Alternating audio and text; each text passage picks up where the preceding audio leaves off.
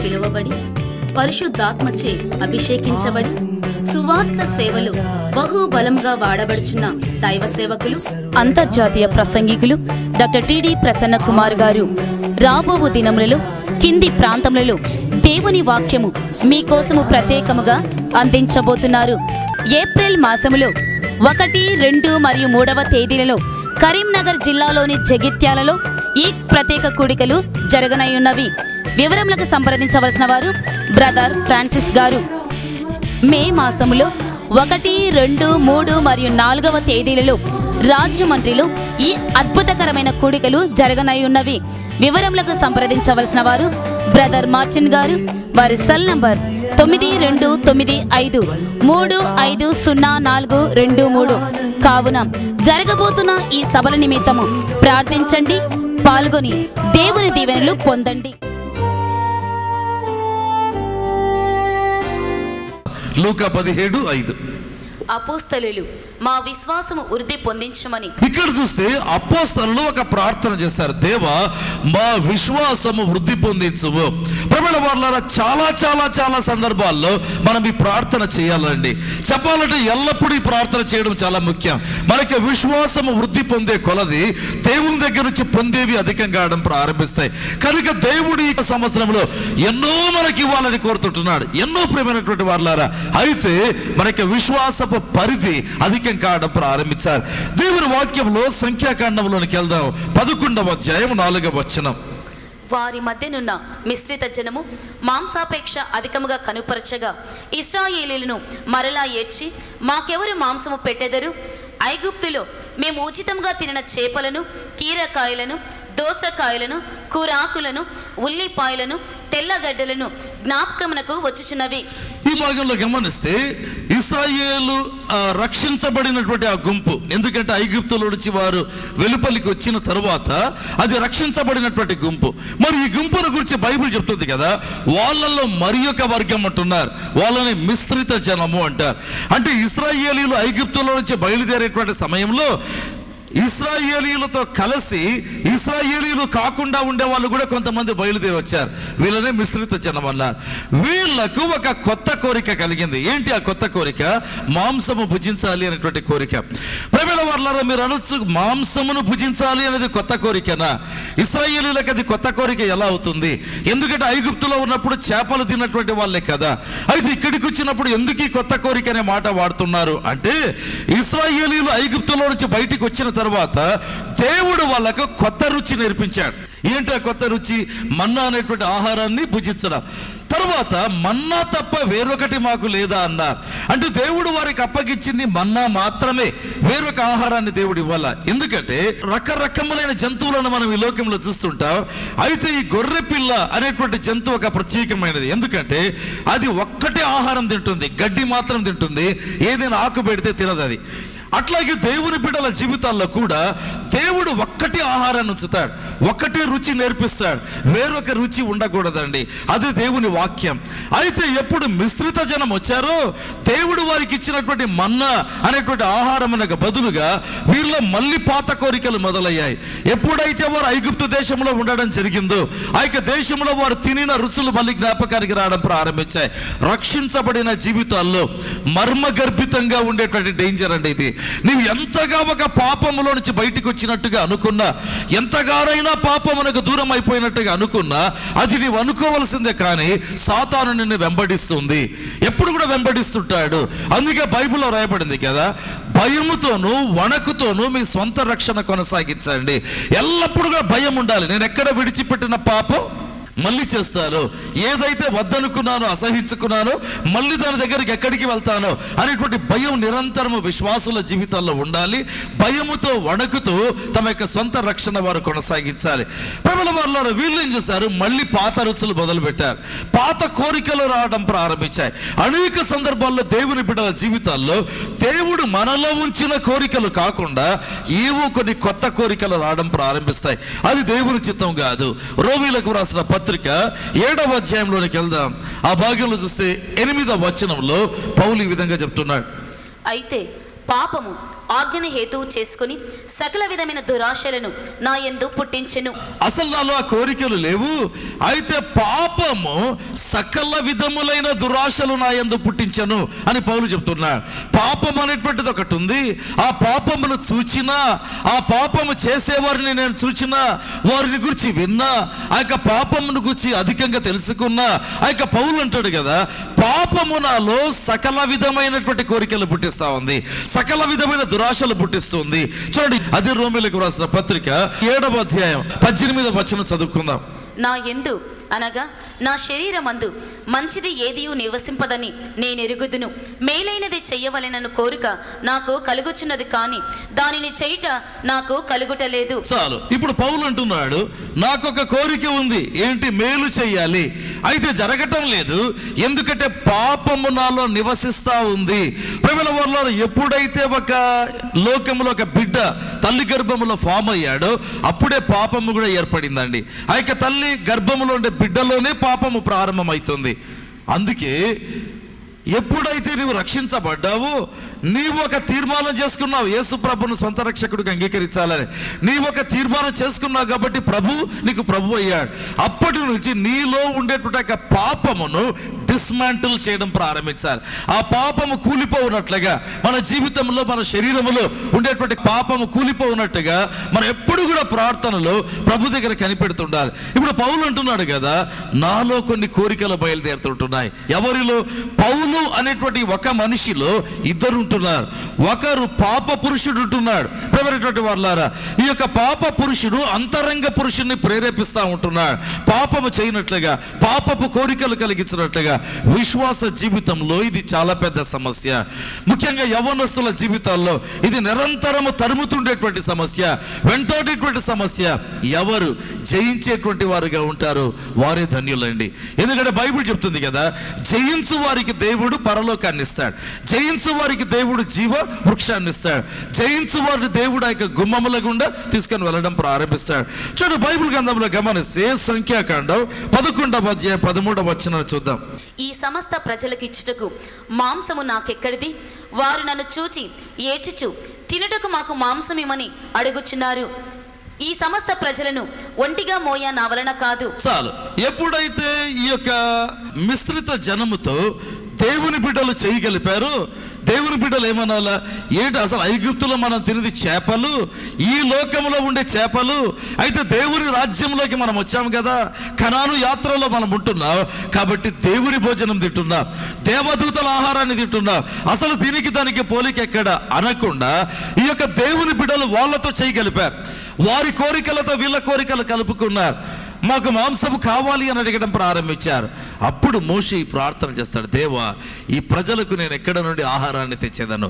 ఇక్కడ నుంచి విశ్వాసం అనేటువంటి దాని గురించి కొద్దిగా మనం ధ్యానం చేద్దాం. ఈ ప్రజలకు ఎక్కడ నుండి నేను ఆహారాన్ని తీసుకొని వస్తాను? ఇంత సంఖ్యలో లక్షలాది మంది ప్రజలకు మాంసం నేను ఎక్కడ నుండి తీసుకొని రావాలను? ప్రియమైన వారలారా, మోషే ఈ ప్రశ్న అడగవలసిన వ్యక్తినా? నిజంగా ఆలోచన చేద్దాం. ఎందుకంటే మోషే పరిచర్యలో జరిగిన అద్భుతాలు పాత నిబంధనలో ఎవరి పరిచర్యలో జరగల. అంతేకాదు ప్రతిరోజు అద్భుతాన్ని పొందినటువంటి వారండి. ఎందుకంటే ఆ మన్నా ప్రతిరోజు కురిసేది. మరి ప్రతిరోజు లక్షలాది మందికి ఆకాశం నుండి మన్నాను కురిపించిన దేవుడు ఈ యొక్క ప్రజలకు మాంసాన్ని పంపలేడా? మాంసాన్ని కురిపించలేడా? అయితే ఆ యొక్క మన్నా అద్భుతాన్ని నమ్మినటువంటి మోషే మాంసము దేవుడు ఇవ్వగలడని ఎందుకు నమ్మలేకుండా ఉంటున్నాడు? ఇక్కడే ఉందంటే అసలైన సమస్య. దేవుడు ఎర్ర సముద్రాన్ని పాయాలు చేశాడని మనం నమ్ముతాం, అయితే నీ జీవితంలో ఒక సమస్యను ఛేదించగలడని మనం నమ్మలేకుండా పోతుంటున్నాం. దేవుడు యొర్దాను నీళ్ళను నిలిపేశాడని మనం నమ్ముతాము బైబిల్ గ్రంథంలో, అయితే నీ జీవితంలో ఒక సమస్యను దూరంగానే ఉంచేటువంటి దేవుడు అనేటువంటిది మనం నమ్మలేకుండా పోతుంటున్నాం. దేవుడు మృతులను లేపాడు అని చెప్పి కృత నిబంధనలు పాత నిబంధనలు మనకు తెలుసు, మనం నమ్ముతాము. అయితే నా జీవితంలో దేవుడు అద్భుతం చేస్తాడు, ఇప్పుడు చేస్తాడని నేను నమ్మలేని ప్రియమైన వాళ్ళారా. విశ్వాసమేమో ఉంది, అయితే ఆ విశ్వాసము నా జీవితంలో ఈ పర్టిక్యులర్ సమస్యలు నేను ఆ యొక్క విశ్వాసము ద్వారా సాధించగలను అనేటువంటి విశ్వాసాల సంఖ్య చాలా తక్కువ. అందుకే మన యొక్క విశ్వాసం ఎప్పుడు కూడా అంటారు, చాలా మంది దైవ సేవకులు చెప్తారు, విశ్వాసము ఎంత దూరంగా ఉంటుందంటే 1-2 అడుగుల దూరంలో ఉందంట ఒక మనిషిలో. ఆ యొక్క 2 అడుగుల దూరం ఎంత అంటే అద్భుతము నీవు పొందలేనంత దూరం. నీ విశ్వాసం ఇక్కడుంది, నీ యొక్క తలలో లేదా నీ మదిలో ఉంది. యేసు ప్రభు ఈ అద్భుతాన్ని జరిగించాడు. కుంటివారికి కాళ్ళు ఇచ్చాడు, మూగవారికి మాటలు ఇచ్చాడు. ఈ యొక్క విశ్వాసం అంతా ఇక్కడ ఉంది. అయితే ఇక్కడికి దిగి రావాలి, హృదయంలోనికి దిగి రావాలి. అది రావటం లేదు. ఆ విధంగా వచ్చినట్లయితే ప్రేమైనటువంటి వాళ్ళారా, the miracle is right before you. మీ ఎదుటనే అద్భుతం ఉంది. ఆ సంగతి మనం గుర్తించాలి, ఆ సంగతి మనం తెలుసుకోవడం ప్రారంభించాలి. ఒక గొప్ప మోషే అంటున్నాడు, ఈ ప్రజలకు మాంసం నేనెక్కడ నుండి తేవాలి? అసలు ఆయన ఎవరు తెమ్మన్నారు? ఎవరు ఒక సమస్యను సొంతం చేసుకోమన్నారు? ఒకవేళ దేవుడు చెప్పవచ్చు, మోషే లేకపోతే శిష్యులారా మీరే వారికి భోజనం పెట్టండి. ఇమీడియట్గా వీళ్ళు అనొచ్చు, ప్రభువా మేము ఎప్పుడు పెడతామంటే మీరు మాకు ఇస్తే మేము పెడతాం, కాబట్టి మీరు మాకు ఇవ్వండి అనే ప్రార్థన చేయవచ్చు. అయితే ఆ సమస్యను తమ మీద వచ్చుకొని మోసుకుంటూ నేనెక్కడ చేసేది అంటున్నారు. దేవుడు కోరేది అది కాదు ప్రేమ వాళ్ళారా. చూడండి, బైబిల్లో గమనిస్తే సంఖ్యాకాండం 11వ అధ్యాయం 18వ వచనం. నీవు జనులను చూచి ఇట్లనుము, మిమ్మును మీరు రేపటికి పరిశుద్ధపరచుకొనుడి, మీరు మాంసము తిందురు. చాలు. ఇక్కడ చూస్తే దేవుడు స్పెసిఫిక్గా చెప్పాడు. ఏంటి? మీరు మాంసము తింటారు అంటే ఏదో ఒక రోజులే అనుకోవచ్చు. అయితే దేవుడు అంటున్నాడు, రేపటికి మిమ్మల్ని మీరు పరిశుద్ధపరచుకోనండి. ప్రత్యేకంగా ఒక రోజు చెప్తున్నాడు. ఏం చెయ్యాలి దేవుడు చెప్తున్నాడు అంటే, దేవుడు ఖచ్చితంగా మోషేకి వివరించేశాడు, ఒక అద్భుతం జరగబోతుంది. అయినా మోషే ఒప్పుకోకుండా ఉంటున్నాడు. ఇంతగా దేవుడు తేటగా మాట్లాడుతున్నా కూడా మోషే దానితో ఏకీభవించలేకుండా ఉంటున్నాడు. కారణం, ఇన్ని లక్షల మందికి ఏ విధంగా మాంసం తీసుకొని రావాలి? ప్రియమైనటువంటి వాళ్ళారా, దేవుని వాగ్దానాలు బైబిల్లో మనకు ఉంటున్నాయండి. మనం తెలుసుకోవాలి, ప్రతి వాగ్దానము మనది, ప్రతి వాగ్దానం మనది. బైబిల్లో మనది కాని వాగ్దానం ఏది లేదండి. అయితే ఆ వాగ్దానాన్ని మనం ఎలా స్వతంత్రించుకోవాలి? విశ్వాసాన్ని దేవుని కృపలో ఏం చేయాలి? విస్తరింప చేయడం ప్రారంభించాలి. అందుకే లూకా 17:5లోని మాట మీద ఎదుట వచ్చాను, ప్రభువా మా విశ్వాసము వృద్ధిపరచండి. మాకు విశ్వాసం ఉంది లేదని చెప్పడంలా, అయితే మా విశ్వాసం వృద్ధి కావాలి. ప్రియమైనటువంటి వాళ్ళారా, మన జీవితంలో, దేవుని బిడ్డల జీవితంలో మనం పొందేటువంటి వారం. అయితే మనం ఏంటి పొందుతాం? వాక్యానుసారంగా పొందేటువంటి వారం అండి. ఆ ఒక్కటి చాలా ఇంపార్టెంట్ ప్రియమైన వాళ్ళారా. ఈ చోట దారి తప్పితే ప్రమాదం అవుతుంది. ఈ చోట దారి తప్పినట్లయితే చాలా డేంజర్ అవుతుంది. ఎటువంటివి దేవుని చిత్తం కాదు ప్రియమైన వాళ్ళారా. ఎటువంటివి దేవుని చిత్తం? ఆరోగ్యం నాకు ఉండాలి, అది ఖచ్చితంగా దేవుని చిత్తమే. నాకుండే వ్యాధి తొలగిపోవాలి, అది ఖచ్చితంగా దేవుని చిత్తమే. ఇది దేవుని చిత్తమా కాదా అని నేను ఆలోచన చేస్తానికి వీల్లేదు. ఎందుకంటే దేవుడు ప్రేమించి ఒక గాయము కాదు, తన ఒళ్ళంతా గాయాలే సిలువ దగ్గర యేసుక్రీస్తుకు. అన్ని గాయాలు ఎందుకంటే ఒక్క రీజన్, అంత స్వస్థత శక్తిని దేవుడు పంపించాలి. ఆయన పొందిన గాయముల ద్వారా మనకు స్వస్థత కలుగుతుంది. ఎంత తేటగా ఉంది చూడండి. కాబట్టి స్వస్థత దేవుని చిత్తం, నీవు ఆశీర్వదించబడ్డం దేవుని చిత్తం, నీవు అభివృద్ధి కావడం దేవుని చిత్తం, నీ జీవితంలో హెచ్చించబడ్డం దేవుని యొక్క చిత్తం. అయితే కొన్ని ఉంటాయి, అవి ఆలోచన చేయాలి, ప్రార్థన చేయాలి, కనిపెట్టాలి దేవుని దగ్గర. ఒక వివాహం, దట్స్ వెరీ ఇంపార్టెంట్ అండి. అనేక సందర్భాల్లో కనిపించిందల్లా బంగారు కాదు, పట్టిందల్లా బంగారు కాదు. రెండవదిగా ఒక ఉన్నతమైనటువంటి స్థితిగతులు. ఎప్పుడంటాను నేను భారతదేశ ప్రధాని అవుతాను, నేను మత్తయి 7:7లో అడుగుడి మీకు ఇవ్వబడి ఉంది కాబట్టి నేను అడుగుతానంటే కుదరదండి. ఎందుకంటే అది దేవుని చిత్తమై ఉండాలి. దేవుడు నన్ను ఒక సేవకునిగా ఉంచి ఉంటున్నాడు కాబట్టి నేను ప్రధానమంత్రి కావాలంటే వీలు కాదు.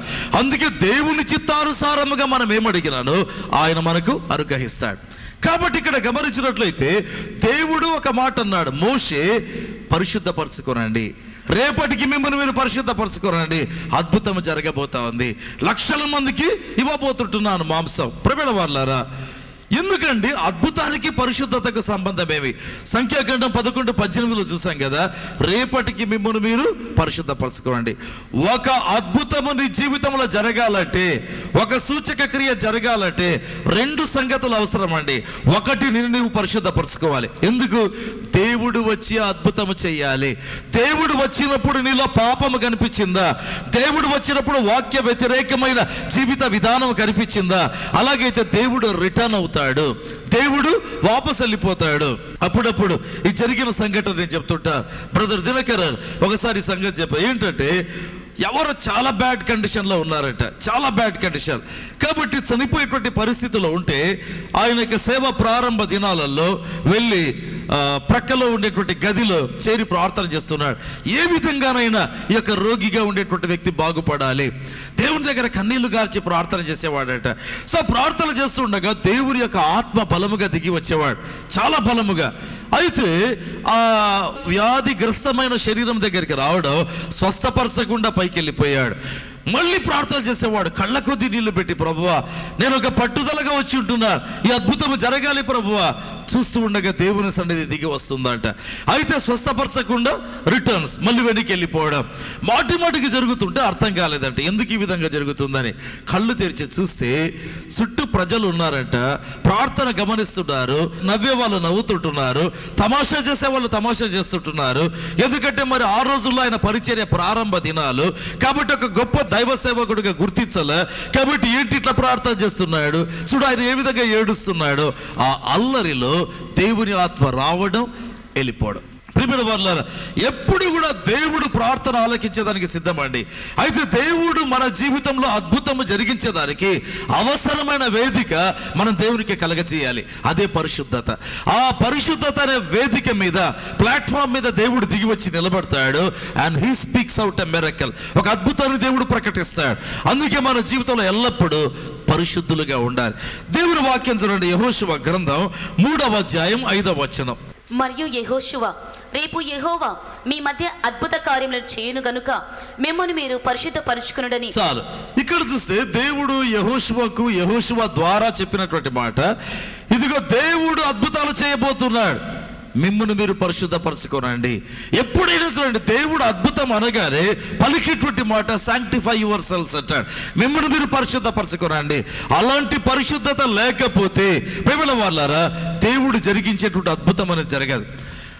ఒకవేళ దైవ సేవకుడు ఆ యొక్క పరిచయంలో ఉంటున్నాడా, సేవకుడు పరిశుద్ధపరచబడినటువంటి వాడై ఉండాలి, ఆ యొక్క సేవకుడు రక్త ప్రోక్షణలో ఉండాలి.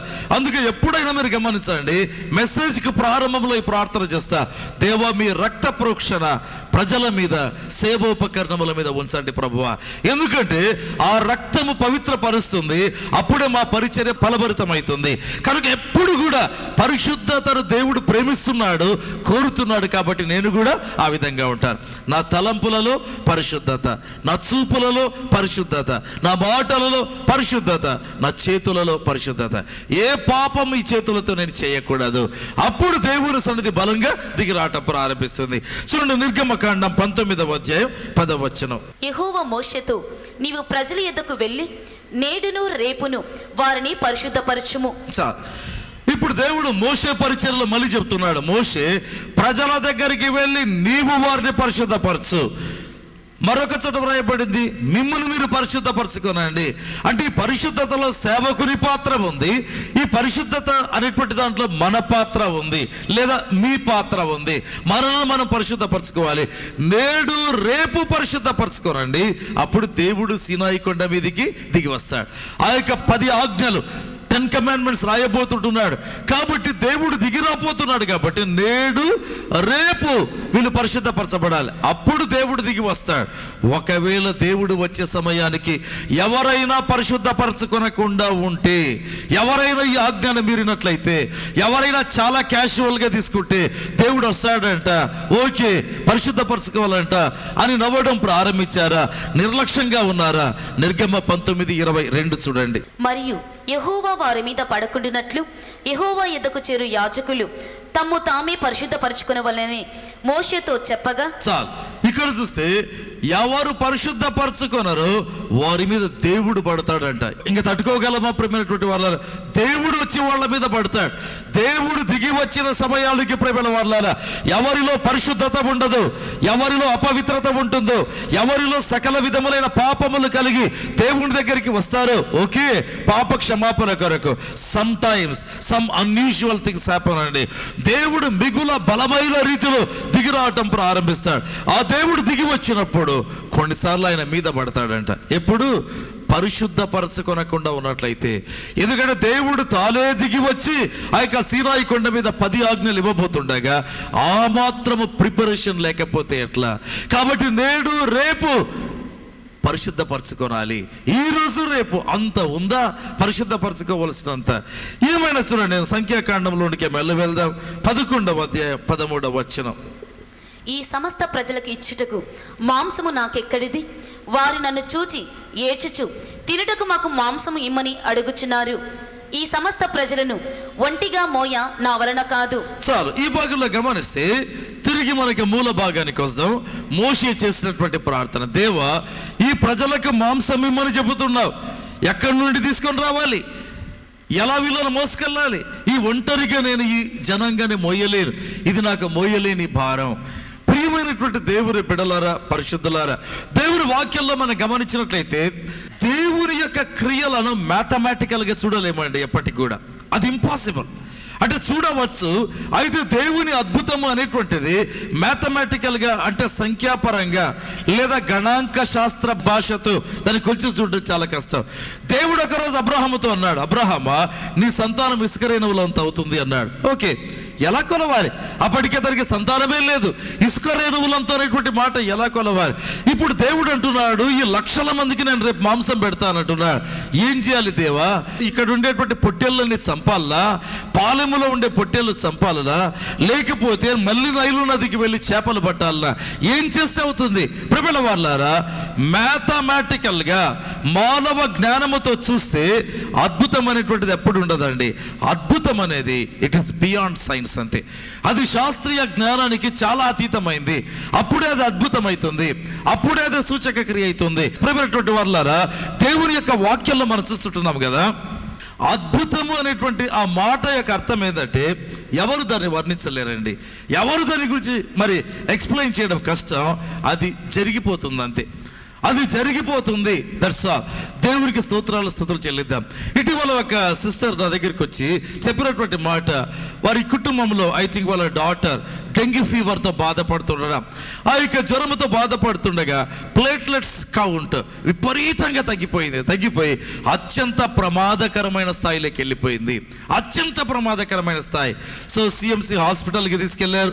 అక్కడ డాక్టర్స్ చూసి చాలా రిస్క్ ఫ్యాక్టర్ ఉంది, ఈ వ్యక్తి బ్రతుకుతారనే నమ్మకం లేదు అనేటువంటి సమయం. ప్రియమైన వారలారా, అప్పుడేం జరిగింది? వాళ్ళు ఫోన్ చేశారు, ప్రార్థన చేయమని, ఏడుస్తూ గగ్గోలు పెడుతూ ప్రార్థన చేశావు. మరుసటి మార్నింగ్ అంతా 1,70,000 పెరిగిందంట ప్లేట్లెట్ కౌంట్. 1,70,000.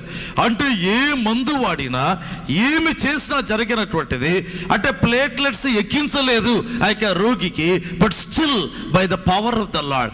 అద్భుతం అనేటువంటిది ఇట్ ఈస్ బియాండ్ సైన్స్ అండి. ఇది ఎలా జరుగుతుంది అని ప్రశ్నించేదానికి వెళ్ళలేదు, అది విశ్వసించవలసిందే కానీ క్వశ్చన్ చేసేదానికి వెళ్ళలేదు.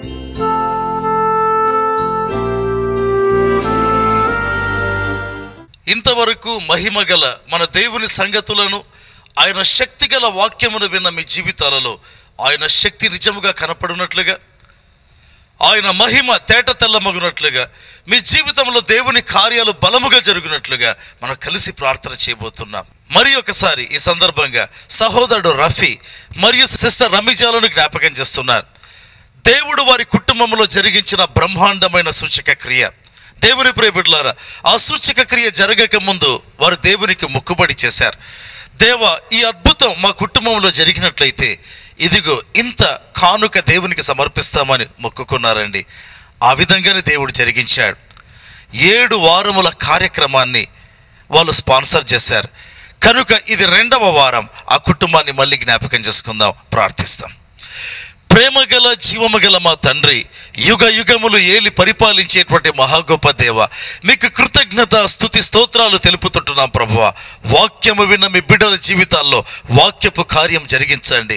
వాక్యం యొక్క క్రియేటివ్ పవర్, సృజనాత్మక శక్తి కనపరచండి ప్రభువా. వాక్యములో దాగినటువంటి బ్రహ్మాండమైనటువంటి మర్మం, వాక్యమైనటువంటి క్రీస్తును ప్రభువా వారి జీవితాల్లో మరింతగా ప్రత్యక్షపరచండి ప్రభువా. రక్షణ లేని వారికి రక్షణ ప్రసాదించండి. వారి ఆత్మలలో ఒక గొప్ప కార్యం, వారి జీవితంలో ఒక గొప్ప వెలుగును ఆయన ప్రసరింప చేయమని అడుగుతున్నాం ప్రభువా. యేసు యొక్క మహిమ తెలియని వారికి తెలియపరచండి ప్రభువా. వ్యాధిగ్రస్తులను ముట్టండి తండ్రి, వ్యాధిగ్రస్తులను స్వస్థపరచండి ప్రభువా. ప్రతి వ్యాధిని తొలగించండి. క్యాన్సర్ వ్యాధిగ్రస్తులను ముట్టండి ప్రభువా. అది ఏ క్యాన్సర్ అయినా తండ్రి తొలగించండి, తొలగించండి, తొలగించండి ప్రభువా. మీ శక్తి ఎదుట నిలిచే జబ్బు ఒకటి అయినా లేదు ప్రభువా. ప్యాంక్రియాటైటిస్తో బాధపడే మీ బిడ్డలు ఉన్నారు, స్వస్థత ఇవ్వండి ప్రభువా, స్వస్థత ఇవ్వండి నాయన. తండ్రి స్వస్థపరచండి. ఉద్యోగము లేని వారికి ఉద్యోగం తండ్రి ప్రభువా, వివాహము లేని వారికి వివాహం, విడిపోయిన భార్యాభర్తలను కలపండి తండ్రి. మరి ఒకసారి తండ్రి మీ ఆత్మ ప్రేరేపిస్తుండగా తండ్రి సంతానము లేని వారిని మీరు దర్శించబోతున్నారు ప్రభువా. ఇప్పుడే దర్శించండి నాయన, ఇప్పుడే దర్శించండి. మీ మహిమను కనపరచండి. పరీక్షలకు సిద్ధమవుతున్న మీ బిడ్డలను దీవించండి. అద్భుతమైన జ్ఞానం, అద్భుతమైన ప్రిపరేషన్, అద్భుతమైన సహాయం, అద్భుతమైన కృప ఇచ్చి బహు అద్భుతంగా రాయించండి నాయన. మీరు మహిమ పొందుమని ప్రార్థన చేస్తుంటున్నాను. ప్రత్యేకంగా ప్రియ తండ్రి గొప్ప దేవ, సహోదరుడు రఫీ మరియు సిస్టర్ రమీచా వీరిరువురు ప్రభువా దేవుని యొక్క అద్భుతములను పొంది తండ్రి మొక్కుబడి చేసి తమ మొక్కుబడి చెల్లించి ఉండగా ఆ కుటుంబాన్ని దీవించండి. మీ కార్యములు జరిగించండి, మీ కార్యములు జరిగించండి దేవా, మీ కార్యములు జరిగించండి దేవా, శక్తి గల కార్యములు జరిగించండి. ప్రతి నెల తమ కానుకలను ఈ పరిచర్యకు పంపుతున్న ప్రతి కుటుంబాన్ని సందర్భంగా జ్ఞాపకం చేస్తున్నారు. వారి చెయ్యి విడవవద్దు ప్రభువా. వారి ఆత్మలకు క్షేమము కలిగించండి. వారి శరీరముల చుట్టూ కంచె వేయండి. వారి కుటుంబములను కాపాడండి. వారి కుటుంబంలో రక్షణ లేని వారికి రక్షణ ప్రసాదించండి. వారి ఆత్మలను వెలిగింప చేయండి. వారి నేత్రములను తెరిచి ప్రభు ఒక గొప్ప దీవెన వారికి ప్రసాదించండి. వారి జీవితంలో ఈ నెలలో ఏ ఆశీర్వాదం వారు కోరి ఉన్నారో అది అనుగ్రహించండి నాయన. మీకు స్తుతి చెల్లిస్తూ యేసు పేరుతో అడుగుతున్నాము తండ్రి, ఆమేన్. దేవుని చేత పిలువబడి పరిశుద్ధాత్మచే అభిషేకించబడి సువార్త సేవలు బహుబలంగా వాడబడుచున్న దైవ సేవకులు, అంతర్జాతీయ ప్రసంగికులు డాక్టర్ టిడి ప్రసన్న కుమార్ గారు రాబోవు దినములలో కింది ప్రాంతములలో దేవుని వాక్యము మీకోసము ప్రత్యేకముగా అందించబోతున్నారు. ఏప్రిల్ మాసములో 1, 2 మరియు 3వ తేదీలలో కరీంనగర్ జిల్లాలోని జగిత్యాలలో ఈ ప్రత్యేక కూడికలు జరగనయున్నవి. వివరములకు సంప్రదించవలసిన వారు బ్రదర్ ఫ్రాన్సిస్ గారు. మే మాసములో 1, 2, 3 మరియు 4వ తేదీలలో రాజమండ్రిలో ఈ అద్భుతకరమైన కూడికలు జరగనయున్నవి. వివరములకు సంప్రదించవలసిన వారు బ్రదర్ మార్టిన్ గారు. వారి సెల్ నంబర్ 9295350423. కావున జరగబోతున్న ఈ సభల నిమిత్తము ప్రార్థించండి, పాల్గొని దేవుని దీవెనలు పొందండి. ప్రియ దేవుని బిడ్డలారా, కృపా గడియల టీవీ కార్యక్రమంలో వాక్యం విన్న తరువాత జరిగే ప్రార్థనలో దేవుడు అనేకమైన అద్భుతాలు జరిగిస్తున్నాడు, స్వస్థతలు జరిగిస్తున్నాడు. మీరు పొందిన అద్భుతం, మీరు పొందిన స్వస్థత దాచిపెట్టుకోవద్దండి. కడపకు వచ్చి మీ యొక్క సాక్ష్యం చెప్పాలి అంటే మా స్టూడియోలోనికి వచ్చి మీ సాక్ష్యం చెప్పవచ్చు. ముందే మీరు సంప్రదించి రావాలని కోరుతున్నాను. లేదా ఒక స్పష్టమైనటువంటి ఉత్తరం రాస్తూ మీ ఫోటోతో కలిపి పంపినట్లయితే మేము ప్రభునందు ఆనందించి మిమ్మల్ని బట్టి ప్రభును స్తుతించి మహిమపరుస్తాం. వెంటనే స్పందించాలని యేసు పేరుతో మిమ్మల్ని కోరుతున్నాను. God bless you all. Amen.